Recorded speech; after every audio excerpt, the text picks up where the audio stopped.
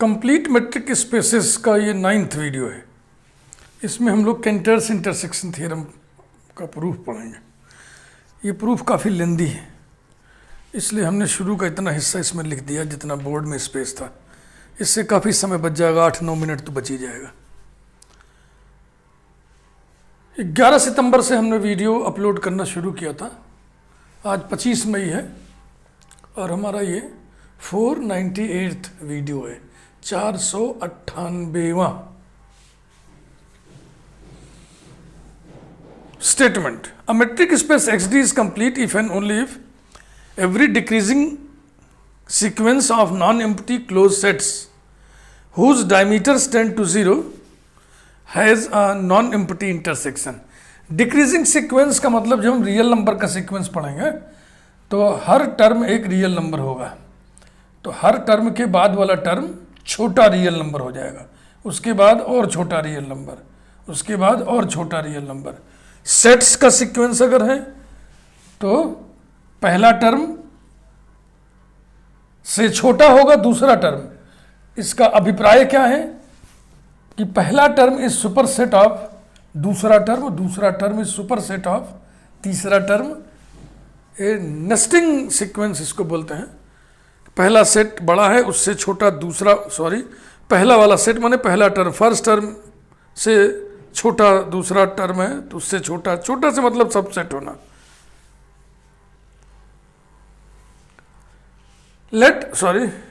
A metric space XD is complete if and only if every decreasing sequence of non-empty closed sets whose एक adjective विशेषण और दिया हुआ है, whose diameters tend to 0 if and only if every decreasing sequence of non-empty, एक word और छिपा है इसी भीड़ में, इसे भी मैं हाईलाइट कर दूं, close sets whose diameters tend to 0 has a non empty intersection. If part जानने का तरीका मैंने आपको बताया कि जहां इफ एंड ओनली इफ लिखा है वहां सिर्फ इफ पढ़िए। तो अब जो तस्वीर आपके सामने वही इफ पार्ट है। तो इफ के बाद जो लिखा है वो गिवन हो गया, इफ के पहले जो लिखा है वो टू प्रूव हो गया। ठीक, तो देखो वही हमने लिखा है, let every decreasing sequence of non empty closed, हाँ इस वर्ड को बराबर हाईलाइट कर दे रहा है, sets whose diameters tend to 0 has a non empty intersection, then we have to prove that x is complete. For this we shall prove that every Cauchy sequence in x converges to some point of x। ये हो गया पृष्ठभूमि, प्रस्तावना। Diameter, set का diameter, ये metric spaces and subspaces वाली playlist देखिएगा तो वहाँ डिस्टेंस एंड डायमीटर का कंसेप्ट आपको मिलेगा। अब देखिए शुरू किया यहाँ से हमने प्रूफ। लेट अस डिफाइन, देखो कुछ दिया हुआ है कि every decreasing sequence of non empty close sets whose diameters tend to 0 has a non empty intersection. तो जो चीज़ दी गई है वो हम तभी इम्प्लीमेंट कर पाएंगे जब हमारे पास decreasing sequence of non empty close sets whose diameters tend to 0 हो। तो पहले इसी की व्यवस्था की जा रही है, पहले हम वो व्यवस्था कर रहे हैं ताकि ये जो दिया हुआ है ये हम यूज कर सकें। तो देखो कैसे किया गया, ये सब बहुत ही प्लान्ड है, आपको दिमाग में रखना पड़ेगा। Let us define sets A1 equal to A1 x1 x2 x3 x4, A2 equal to x2 x3 x4 and so on, A3 equal to x3 x4 x5 and so on. ना ये धुन देख रहे हैं आप, अगर यहाँ A1 लिखा है तो x1 से शुरुआत है, A2 लिखा है तो x2 से शुरुआत है, A3 लिखा है तो x3 से शुरुआत है। अब A1 सेट देख लो, इसमें कितने एलिमेंट्स हैं, A2 में इससे एक कम एलिमेंट है कि नहीं, देखो x1 नहीं है उसमें, यहाँ से शुरू है। फिर देखो A3 कहाँ से शुरू, x3 से। तो इस सेट से छोटा है ये सेट, इस सेट से छोटा है ये सेट। तो हमने इस तरीके से डिजाइनिंग की सेट्स की, ये डिक्रीजिंग हो, A1 से छोटा सेट हो A2, A2 से छोटा सेट हो A3, और छोटा इन द सेंस सबसेट होना, नेस्टिंग बनानी हमको कि A1 contains A2, A2 contains A3, A3 contains A4, ऐसे। तो इसी प्रकार से AN बनाया तो ऐसे बनेगा। Then clearly A n is subset of A m for all n greater than are equal to m. अगर एन बड़ा है एम से तो ए एन सबसेट होगा ए एम का। यही है, देखो 2 बड़ा है ए वन से, इसलिए ए टू सबसेट होगा ए वन का। और जब एन बराबर होगा एम के तो ये दोनों बराबर हो जाएंगे। Also A1 contains A2 contains A3 contains so on implies that A1 closure contains A2 closure contains A3 closure contains so on, that is AN closure subset AM closure for all n greater than or equal to m। यानी कि 3 यदि बड़ा है 2 से, 3 यदि बड़ा है 2 से, 3 यदि बड़ा है 2 से, तो जो A3 होगा वो A2 का सबसेट होगा। A3 is subset of A2 ना, ये सुपर सेट का चिन्ह है, तो उल्टा पढ़ोगे तो सबसेट हो जाएगा। ऐसा हमने किस अधिकार से लिख दिया? क्योंकि हम जानते हैं कि यदि A2 सबसेट A1 हो तो A2 closure subset A1 closure होता है, इसी आधार पर लिख दिया गया। 10 हमारे पास देखो 2 सीक्वेंसिंग हो गई। The sequence AN is a decreasing sequence of non empty sets. Decreasing sequence of non empty sets का यही मतलब जो आप यहाँ पे लिखा जा रहा है, इसको नेस्ट सीक्वेंस भी बोलते हैं, नेस्टिंग सीक्वेंसिंग भी बोलते हैं। The sequence AN is a decreasing sequence of non-empty sets and sequence AN closure is a decreasing sequence of non-empty closed sets। क्योंकि आप जानते हैं क्लोजर, किसी भी सेट का क्लोजर बाई नेचर क्लोज्ड होता है। ठीक, तो ये जो दी हुई चीज़ है हम इसको इम्प्लीमेंट कर सकें, इसके लिए हमने व्यवस्था कर लिया। क्या व्यवस्था कर लिया कि हमारे पास एक सीक्वेंस मिल गया जो decreasing sequence of non empty close sets in x है ना। अब ये सारे सेट्स का डायमीटर अगर 0 को टेंड करें, यानी कि delta of A n closure tends to 0, then given that intersection collection A n closure is non empty. और हमें प्रूव करना है कि एक्स कंप्लीट है। इसके लिए हम दिखाएंगे every Cauchy sequence in x converges to some point of x. तो ये आप पॉज करके उतार लीजिएगा, फिलहाल हम मिटा रहे हैं। शुरू से पूरा हम लिखते हैं और ऐसे बाँच दिए, इसमें हमारा 5 मिनट तो बचेगा ही। काफी लंबा प्रूफ है।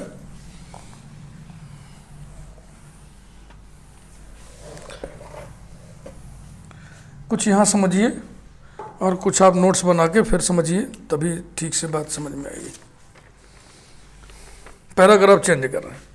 Late sequence x n be any Cauchy sequence in x, definition लिखिए। Then for every epsilon greater than 0 there exists m belonging to capital N such that d of xn xp less than epsilon for all n comma p both greater than or equal to m, that is d of xn xp less than epsilon for all an subset am comma ap subset am। ये जो भूमिका हम लिखे थे sequencing वाला उसी से है। अगर n m से बड़ा है तो an सबसेट होगा am का, अगर p m से बड़ा है तो ap सबसेट होगा am का। ये पीछे जो हम लिखे थे शुरू में, that is dxn xp less than epsilon for all xn belonging to am comma xp belonging to am। Logic लिखिए, since xn belongs to an comma xp belongs to ap। Designing जो आप किए थे a1 a2 a3 का, उस हिसाब से a1 में x1 पहला ही एलिमेंट है, a2 का पहला एलिमेंट x2 है, इसलिए an का पहला ही एलिमेंट xn होगा जो इसमें भी होगा, क्योंकि ये सबसेट है इसका पहला ही एलिमेंट xp है जो इसमें भी होगा, सबसेट होने के नाते यही तो लिखा हूं मैं। This implies that epsilon is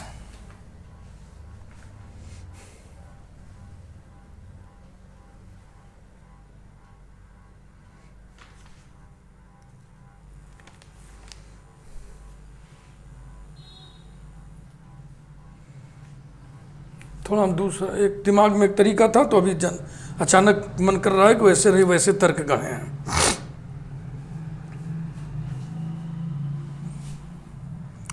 अच्छा लिखता हूं, नहीं अच्छा लगेगा तो मिटा दूंगा।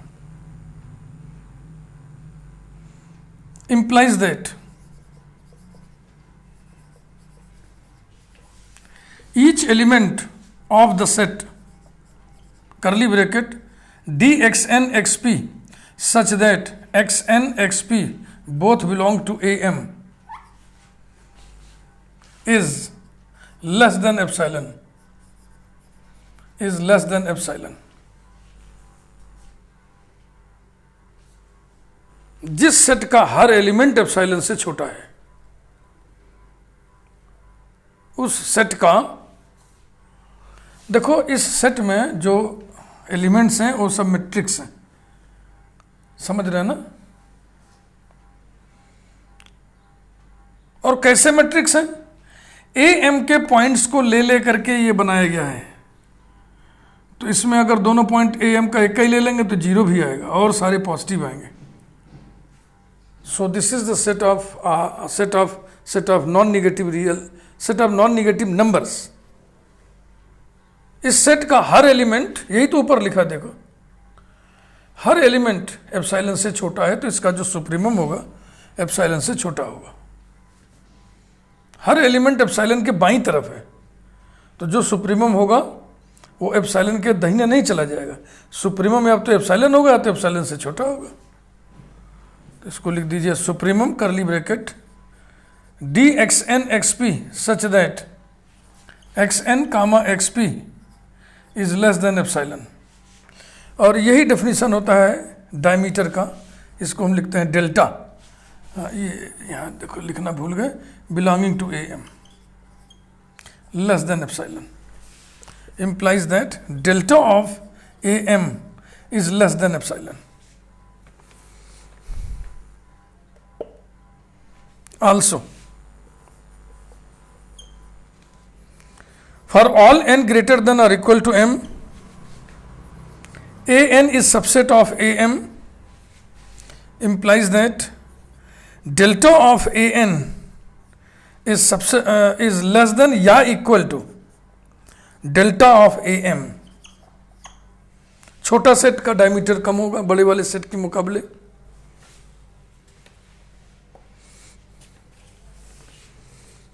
दस, for given epsilon greater than 0 there exists m belonging to capital n such that delta of A n, delta of A n less than और equal to delta a m and delta a m is less than epsilon, तो delta ए n less than epsilon हो जाएगा for all n greater than और equal to m. implies that delta of a n bar less than epsilon for all n greater than or equal to m। कारण लिखे since delta of A n equal to delta of A n bar comma और फिर लिख लिए see video number 26 of topology of metric spaces, topology of metric spaces. अंत में 25 के बाद 26वां वीडियो है, एडिशनल बाद में जोड़ा गया है। 25वें को ही लास्ट बोल दिया गया था, उसमें फिर एक वीडियो बढ़ाया गया है।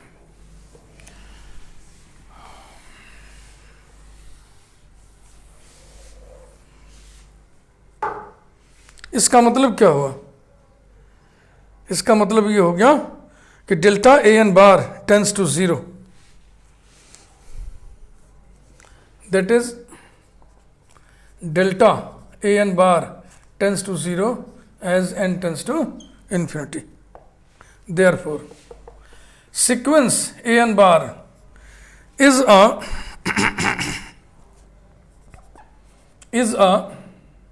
decreasing sequence of non-empty ये सब क्लोजर है ना, ये closed non-empty closed sets whose diameters tend to 0, whose diameters tend to 0, ये लिखा 10 to 0. Thus by the given condition,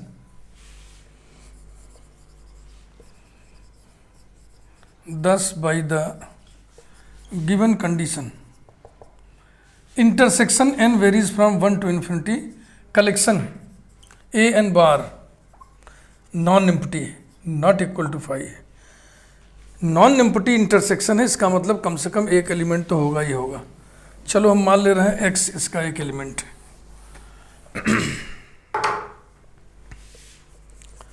late x be an element of intersection n varies from 1 to infinity collection a n closure. इंटरसेक्शन में होने का मतलब सभी में होना. x belongs to a n bar for each n belonging to capital N.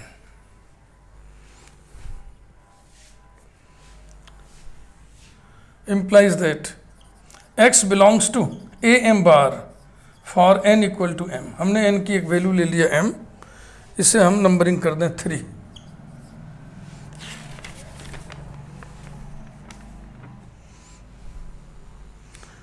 ठीक ना, 1 2 पढ़ा हुआ है शुरू में. Since delta of a n bar tends to 0 as n tends to infinity, therefore limit वाला डेफिनेशन लगा दो. For epsilon greater than 0 there exists m belonging to capital N such that delta of a n closer is less than epsilon for all n greater than or equal to m. n equal to m के लिए particular value ले लीजिए. In particular delta of A m bar is less than epsilon. Number 5.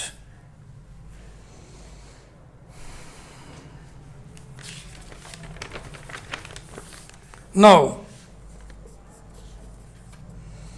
xn belongs to an. an is subset of am for all n greater than or equal to m.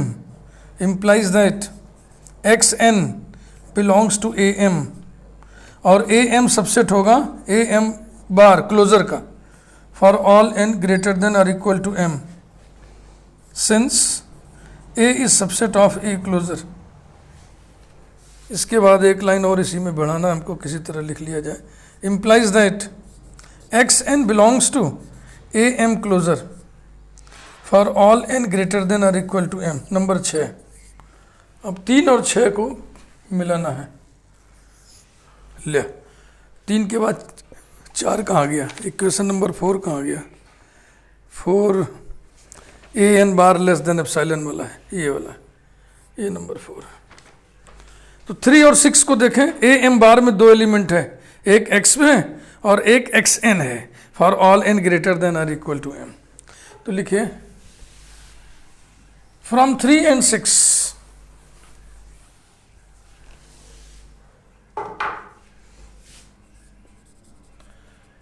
from 3 and 6 x belongs to a m closer, xn belongs to a m closer for all n greater than or equal to m. Implies that d of xnx less than or equal to supremum curly bracket d of xnx such that xn comma x both belong to a m closer.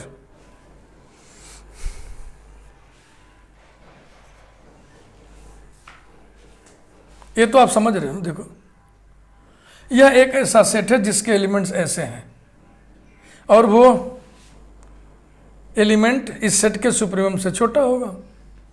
ठीक ना?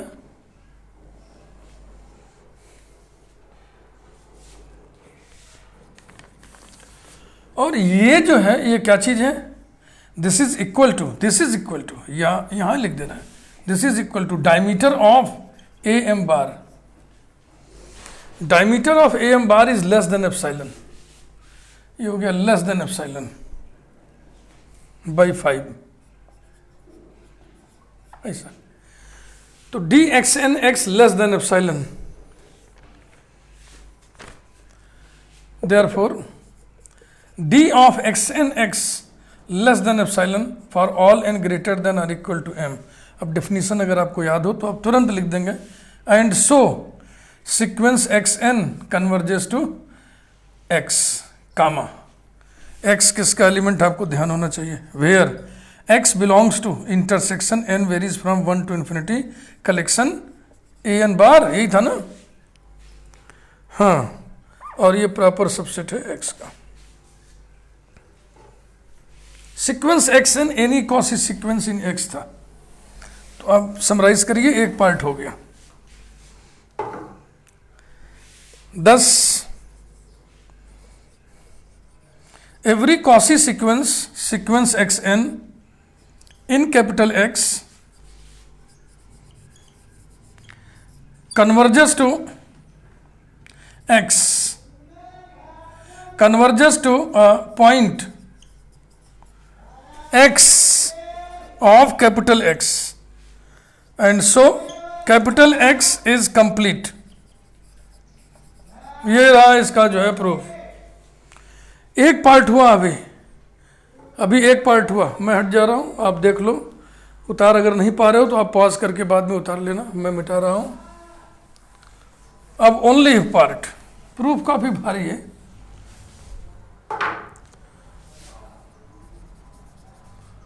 Only if part, तो जाहिर सी बात है आपकी बात माना कि एक्स कंप्लीट है। Let capital x be complete.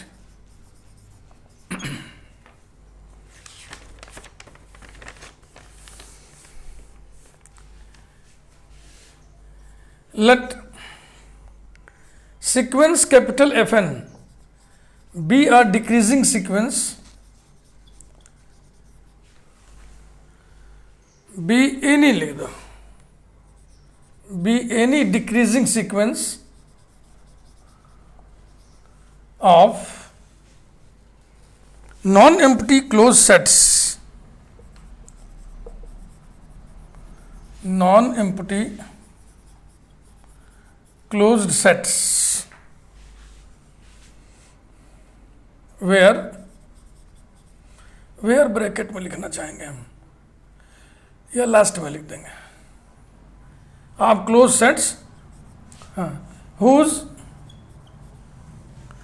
Diameters tend to 0, या ऐसे लिखिए such that diameter F n tends to 0 as n tends to infinity. अब बता दीजिए where.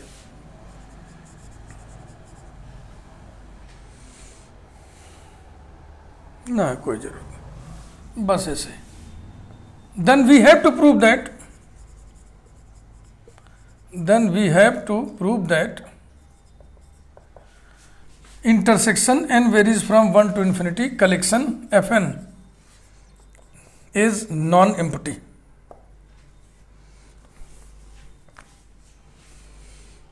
Let x be complete, then we have to prove that every वो नहीं लिखा हमने, बहुत इतना लंबा हो जाएगा क्या फायदा। every decreasing sequence of non-empty closed sets whose diameters tend to 0 has non-empty intersection। तो उसके लिए हमने every था ना, तो any पहले ही कंसीडर कर दिया। let sequence fn be any decreasing sequence of non-empty closed sets whose diameters tend to 0, then we have to prove that this intersection is non-empty। अब दिया हुआ है x कंप्लीट है, यानी every Cauchy sequence converges to a point of x। तो every Cauchy sequence अब कहाँ से पाएं, तो पहले तो कॉसी सीक्वेंस का हम निर्माण करें ताकि ये जो दी हुई शर्त है वो इसका इम्प्लीमेंटेशन हम कर सकें, जैसे पिछले वाले पार्ट में था ना। तो अब हम सीक्वेंस बनाने जा रहे हैं। सीक्वेंस बनाने के लिए हम क्या करेंगे, इस सीक्वेंस के टर्म जैसे f1 है, f2 है, f3 है, तो f1 से एक पॉइंट लेंगे उसको x1 कह देंगे, f2 से एक पॉइंट लेंगे उसको x2 कह देंगे, f3 से एक पॉइंट लेंगे उसको x3 कह देंगे। तो इस तरीके से सीक्वेंस बन जाएगा। तो वही मैं देखो अब लिखने जा रहा हूँ। For each n belonging to capital N, let us choose xn belonging to capital Fn. To obtain a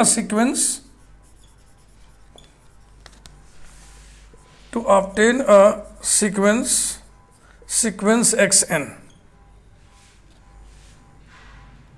in capital Fn. Sequence in Fn माने सीक्वेंस के सारे टर्म्स Fn में है.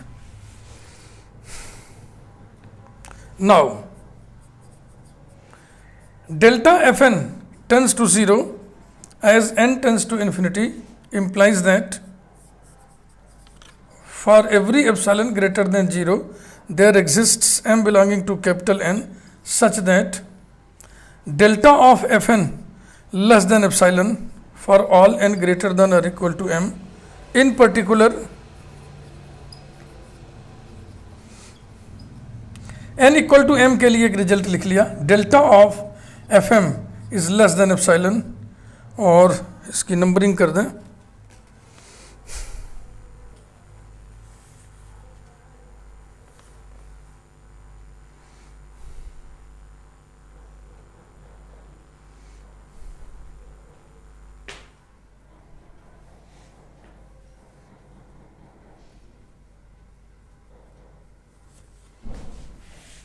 इसे इक्वेशन नंबर 7, इसे इक्वेशन नंबर 8 डाल दो.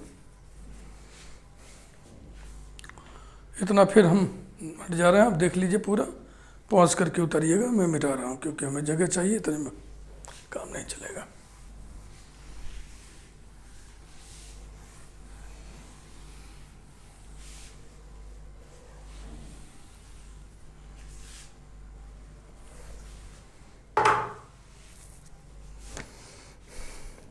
Since sequence Fn is a decreasing sequence of sets, therefore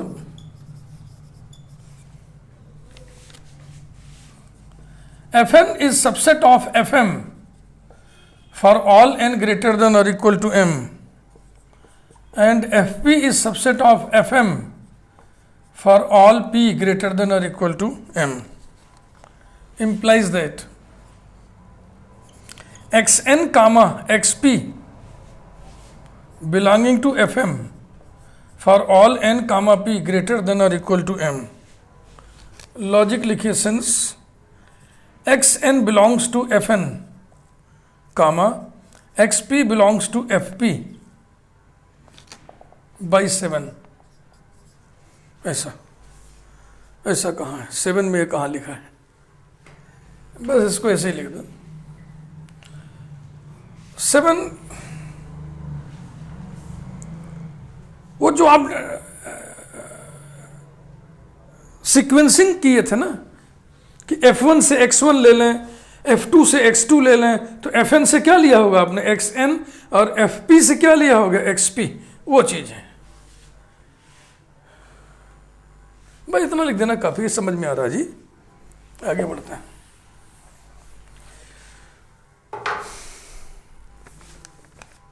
implies that d of xn xp less than or equal to supremum curly bracket d of xn xp such that xn comma xp belonging to Fn. यहाँ गलती हो गई ना, FM लिखना था, FM. यहाँ भी FM. ये सब कुछ हो रहा है for all n comma p greater than और इक्वल टू m. और ये जो चीज लिखी गई है बराबर, यहाँ जगह नहीं है तो यहाँ लिखा जाता, समझा जाता, उधर लिखा गया. ये है डेल्टा माने डायमीटर ऑफ FM. ऐसा for all n comma p greater than और equal to m, and this is less than epsilon by 8. Therefore sequence xn is a Cauchy sequence. ये definition पढ़ के लग रहा है ना, for all n comma p greater than or equal to m, is a Cauchy sequence in capital X. Since capital X is complete, it is given in only part. Therefore there exists X belonging to capital X such that sequence Xn converges to X. We claim that, यही लिख देते हैं,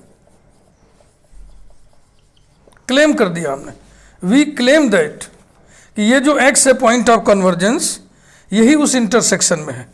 intersection n varies from 1 to infinity, collection Fn full stop. Claim किया तो उसको फिर ऐसे लिखते हैं, फॉर इफ कामा, अब इसका निगेशन लिखिए, X doesn't belong to intersection n varies from 1 to infinity collection Fn, then देखो इंटरसेक्शन में ना होने का मतलब कोई एक सदस्य ऐसा है जिसमें ये नहीं है, कम से कम. X doesn't belong to Fn for some n belonging to capital N. तो हम मान ले रहे हैं n बराबर अल्फा, ताकि X F अल्फा में नहीं है.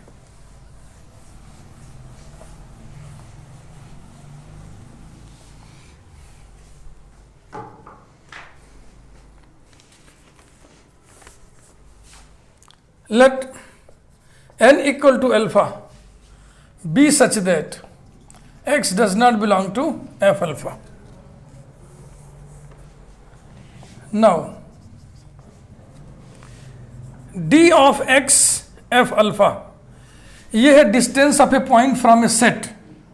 ये डिस्टेंस डायमीटर का कंसेप्ट आपको प्लेलिस्ट देखिए, metric spaces and subspaces, उसी में मिलेगा.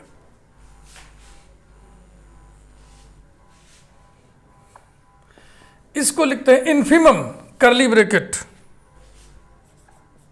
D x y such that y belongs to F alpha. F alpha के पॉइंट्स ले लेकर के डी एक्स वाई निकालते हैं. एक्स फिक्स्ड है, एक्स से एफ अल्फा के पॉइंट्स की दूरी निकालते हैं.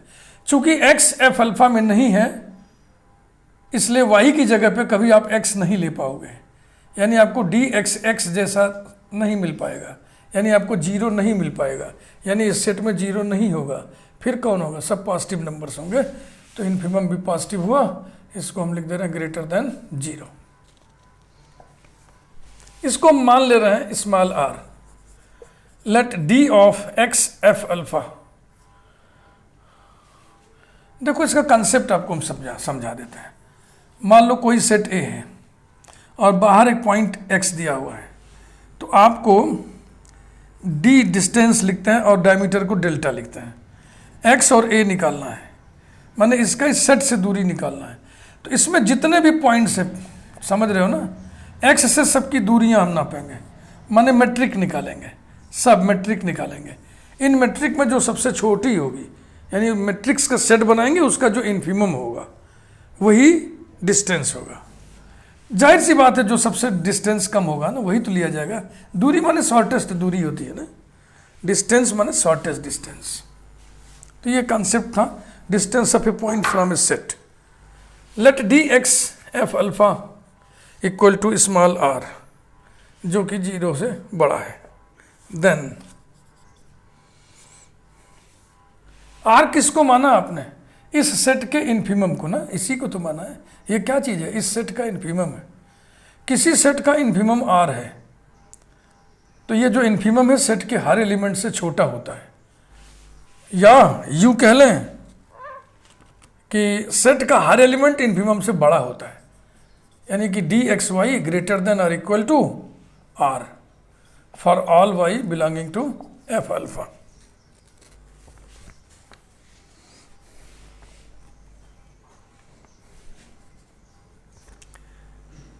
Therefore,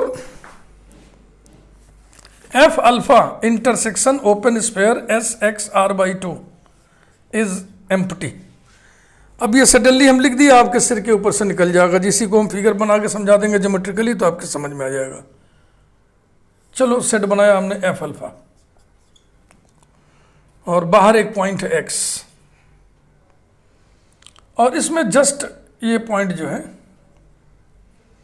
इसको हम ले रहे हैं y मान लो, या y नहीं, इसको शॉर्टेस्ट डिस्टेंस लेना है ना, तो इसके सारे पॉइंट से आप x से d निकालोगे, उन d में सबसे छोटा d ये आया, d माने मीट्रिक यही है, और इसी को आपने जो है स्मॉल r मान रखा है। तो यहाँ से यहाँ तक स्मॉल r है, मैं इसको अलग से दिखा दे रहा हूँ ऐसे, और ठीक इसका मिडिल लो, और इस पर इतना रेडियस और x को सेंटर मान के ओपन स्फीयर बनाओ। तो ये ओपन स्फीयर कौन सा हुआ? Open sphere S x r by 2। अब बताओ ये और ये डिसजॉइंट है कि नहीं है? ये मेट्रिक स्पेस है। ऐसे लिख दूंगा तो नहीं समझ में आएगा, सर्र से ऊपर से निकल जाएगा, लेकिन देखो ऐसे ज्योमेट्रिकली समझा दिया, टोपोलॉजी बना के समझा दिया तो एकदम क्लियर हो गया। और इसको बना देना फेयर में भी, एग्जाम में भी, ठीक।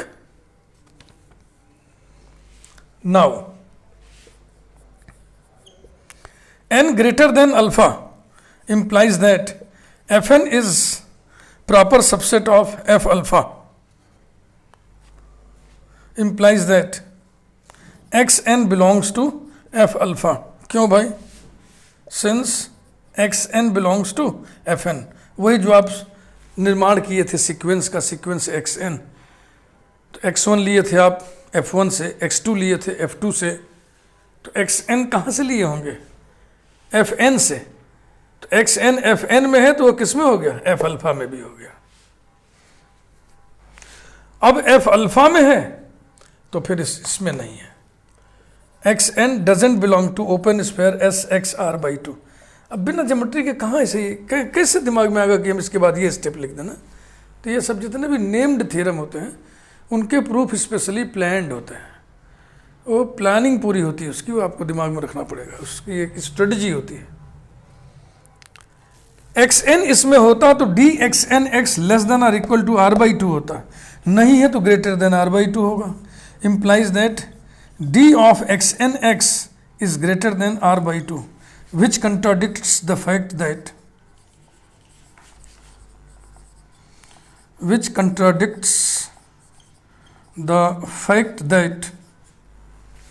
sequence xn converges to x।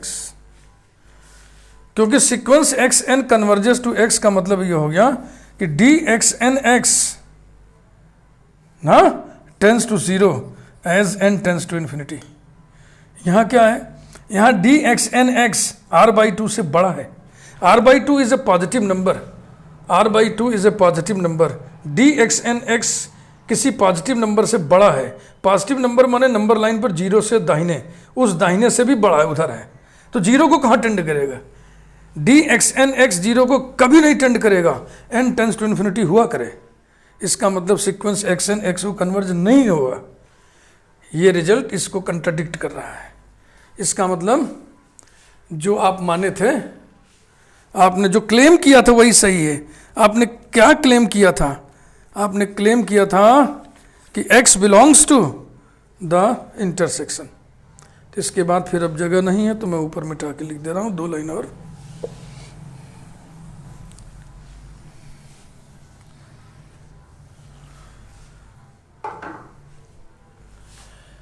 Thus,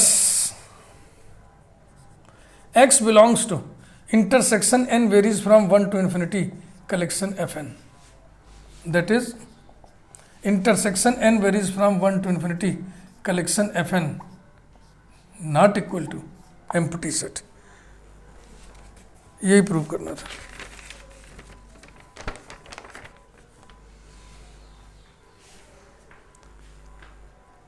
दो बार तो आप पूरे वीडियो को जरूर ध्यान से सुनिए, उसके बाद नोट्स बनाइए, किसी तरह से पॉज कर करके उतारिए, और उस नोट्स को 2 बार देख के लिखिए, फिर 2 बार पढ़िए, उसके बाद तब फिर बिना देखे लिखने की कोशिश करिए। क्योंकि मैंने कोई भी स्टेप नहीं छोड़ा है जिसको समझाना चाहिए, समझ में तो पूरा ही आएगा। इसलिए वीडियो को लाइक ज़रूर करिए। Thank you.